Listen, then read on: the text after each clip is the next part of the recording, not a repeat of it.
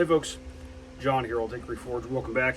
If it's your first time here, welcome. What's going on today? I'm down here in the workshop. We're getting moving on step 2 of the Irish ring hilt sword build.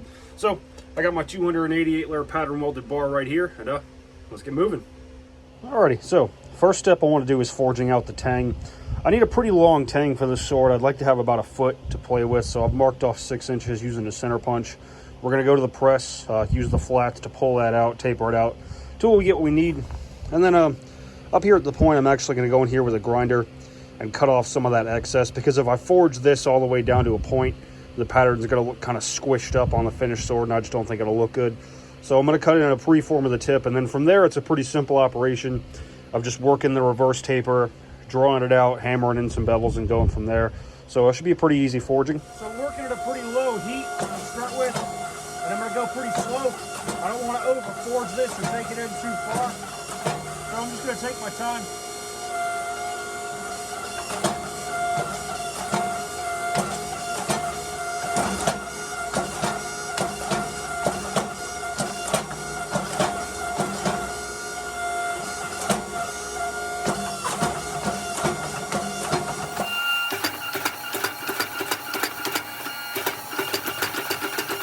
Alrighty, we got our tang forged in. It's looking pretty good. Next step is to go ahead and forge in the distal taper of the blade. So we're just going to basically do the same thing we just did and work the width in a little bit at a time. We want it to be narrower than we want it, the actual finished dimensions to be, because that way when we hammer the bevels back out, we'll be closer to where it is we want to be. But that's what's happening now.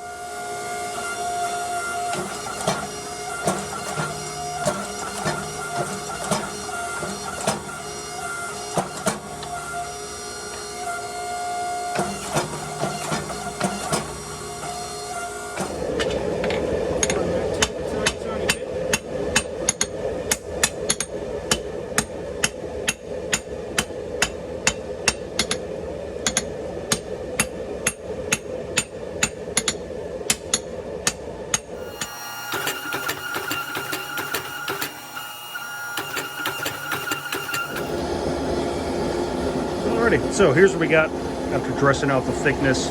It's kind of hard to capture on camera because I can't really get the whole sword in frame. But next step is to start hammering in the bevel. So I'm probably going to start from down here at the shoulder and just bevel it out and work my way up the blade. This is where it'll actually start to look like a sword. So this is the fun part. First thing, the tang's all out of wax, so I'll fix that real quick. Skip pops.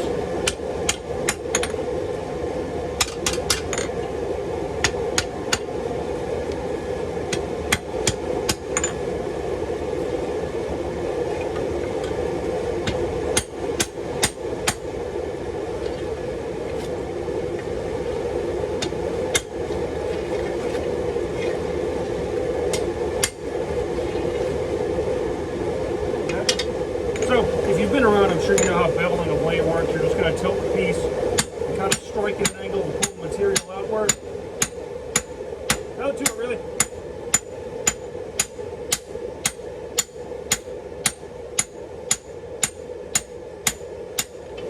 So, moving right along. Just working my way up the blade. Checking the thickness as I go.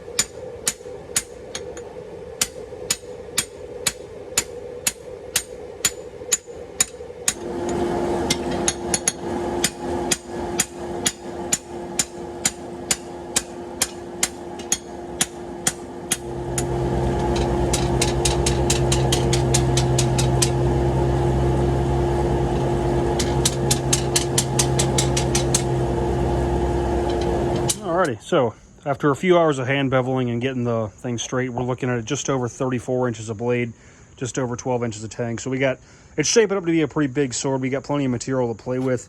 I could probably pull more length out of the blade if I wanted to, because it's still pretty thick. But as it sits right now, I don't really need to worry about all this waviness going on. I got room to grind through it. And it's really heavy. There's a lot to remove, so I'm not too worried about it. Getting the thing straight actually took quite a while, because you got to kind of work in sections, and when you fix one, it might mess up another, this, that, and the other. But we'll let that guy cool, and we'll keep moving. Alrighty, so I'm finally getting another chance to work on this sword. So what I've done is just take the edges to the grinder and straighten them up and get the profile roughed out. I found the center line, and I've kind of marked up where I want everything to be. So here, that's where the shoulders are going to be, so we'll go in and square all that up. thin out the tang. That mark right there is where I want the fuller to stop, and I want it to go from there to about right there. We've got about 34 inches of blade. I want the fuller to take up about 20 inches. You know, there's no reasoning behind that. I just think it'll look good. The fuller needs to be done first because when we grind the bevels, it will kind of bring the lines of the fuller in and everything will flow together real nice. And I'm going to angle the plunge lines kind of like I did on the last sword I made. And then when it's all finished, it'll be recessed far enough into the guard that it gives the illusion that the fuller goes into the tang of the sword. I don't actually want it to because that'll weaken this material right here. I don't want that transition to be good and strong. So first thing we'll do, we'll throw the file guide on this baby, get that squared up, and then we'll get moving on the fuller. Quick shout out to my super awesome patrons, thanks to whom I was able to buy this high-speed little file guide. Comes in this little nifty box with all the tooling you need for it and everything. It's pretty sweet. So I'm just going to use the corner of the platen, being careful because ceramic belts actually can damage this carbide, so I'm going to use a dull one. I'm going to turn the speed of the grinder down and go slow because I just don't have any AO belts on hand. And we'll get that squared up, and that should make fitting up the guard a good bit easier.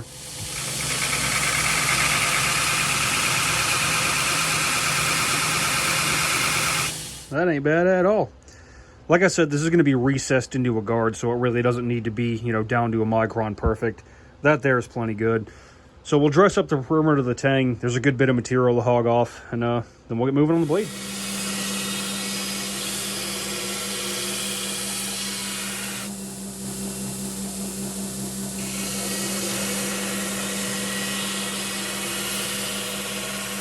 Alrighty, got the tapers of the width and the thickness of the tang ground in.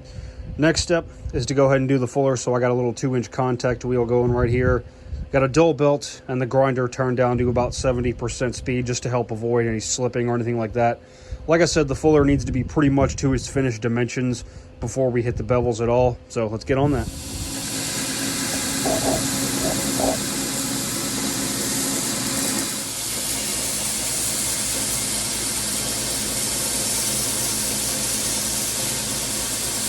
We got the fuller roughed in. It's a little bit wavy, but that's okay. As we grind in the bevels, that'll all straighten itself out because, you know, this isn't really a uniform thickness or anything like that. Even though this could stand to be significantly thinner, I'm going to go ahead and stop here and rough in the bevel just a little bit to get a better idea of where the lines are going to end up, especially up there where the blade starts to get narrower. I'm a bit worried the fuller might end up too wide if I go any deeper, so I'm going to go over those just a little bit. I might need to switch to a smaller contact wheel for the top half of the fuller. But we'll see what we're working with.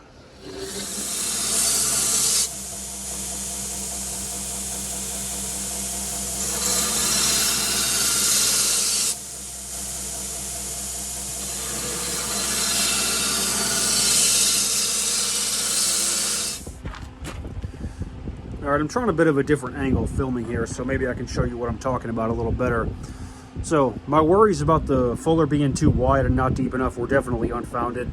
This thing is less, it's still twice as thick as it's going to be before it goes into heat treat. It still weighs about 4 pounds. So we can definitely get in there a good bit deeper with the contact wheel. I don't have a set of calipers or anything like that to measure the thickness on the inside of here, so I'm just kind of using my fingers and guessing. And it's still about twice as thick as I want it. So we're going to throw the 2-inch contact wheel back on the grinder with a good sharp belt, and we're going to lay into that fuller some more.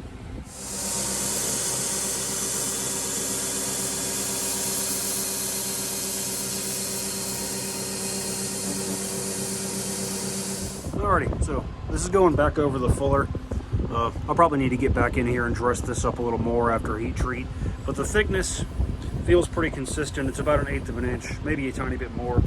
It's starting to behave a little more like a sword blade now. There's a lot of material up here that needs to be removed. The whole thing still weighs about 3.5 pounds, which is about what I was aiming for on the finished sword. So it's got a long way to go, but let's hit these bevels.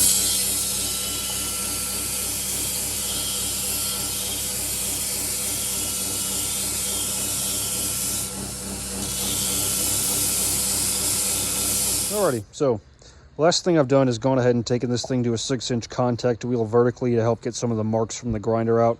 I've been told by more skilled and experienced swordsmiths that can, those marks can lead to stress concentrations that can give you problems during the quench. I'm going to go ahead and stop here before heat treat. The blade's still pretty thick, but it's a pretty uniform thickness all the way up and down, which is good. Hopefully we won't have too many problems. After heat treat, the distal taper will be refined further, and that's what will bring the edges of this fuller in and give us that nice looking taper. Let's see if we can test etch this baby. pattern's a bit hard to capture on camera, especially with the difference in surface finish in the fuller and on the bevels. But that's the gist of it. So, to do the heat treating on the sword, I got my old 3-burner atmospheric forge pulled out. This forge is just about on its last legs. I actually had to tinker with it and change one of the gas orifices to get it running correctly. But all 3 burners are going. We're gonna let that guy heat up. I've got about 18 inches of usable space, and I've heat treated a 31-inch blade in this forge before. It's in this blade being 34 inches. I'm thinking I can do it by painting the heat back and forth. We'll see, but yeah, like I said, after this I'll probably invest the time in building a forge specifically for heat treating swords. But this is what we got, so it's what we're gonna use.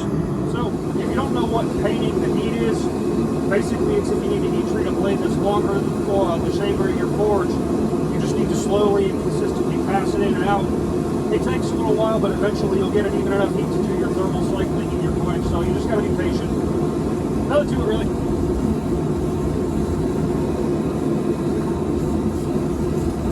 So once I get an even enough heat, I'm clamping the tang of the sword up in the vise to do the normalizing cycles. You don't want to lay it on the anvil or anything because the weight of the sword can make it bend.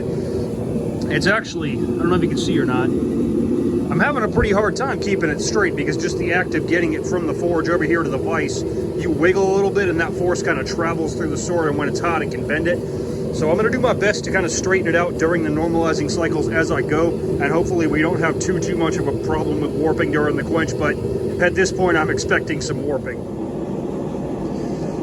And to do the quench, I got a tank ammo tube. Bottom of it's sealed up. It's full of vegetable oil, which isn't the best quenching in the world, but if you preheat it, it works well enough. So I've got a piece of scrap steel heating up while the blade of the sword is thermal cycling. We'll preheat the oil and hopefully get a good quench.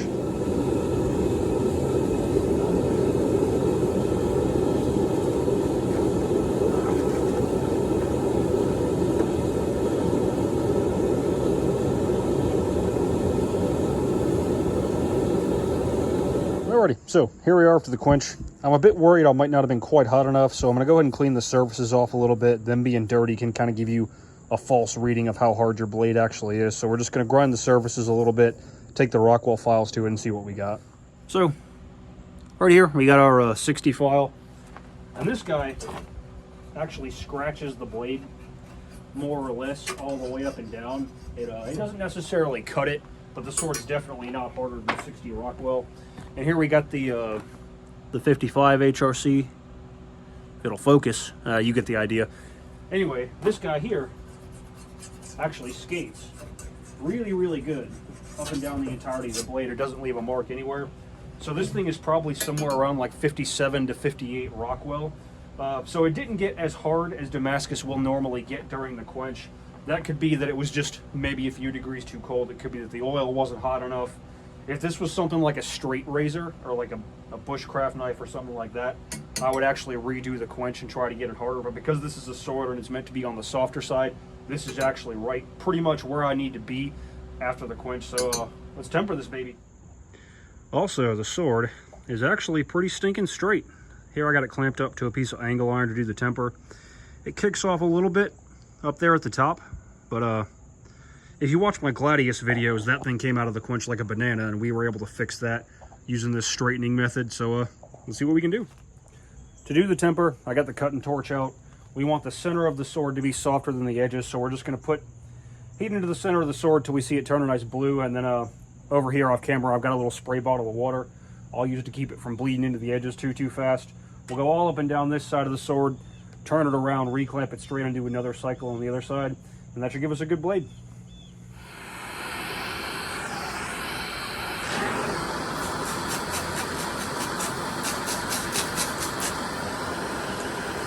So just go kind of slow, work in sections, be sure to keep your edge cool.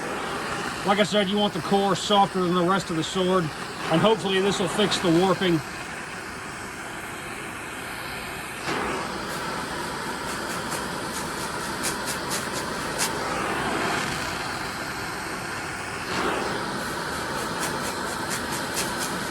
So just to make sure our temper is good before we go any further, we're just going to check the sword for flex.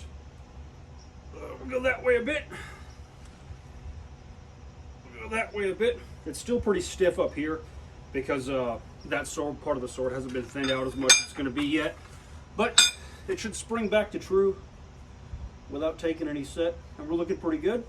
So we can keep moving on this baby. So that's where I'm going to go ahead and call it for part 2 of the series. The video is getting kind of long. I want to keep them short and sweet. But we've taken this thing from a bar of steel to a blade. You know, now that it's been heat treated, it's not just a piece of metal, it's a sword. So we're definitely getting somewhere.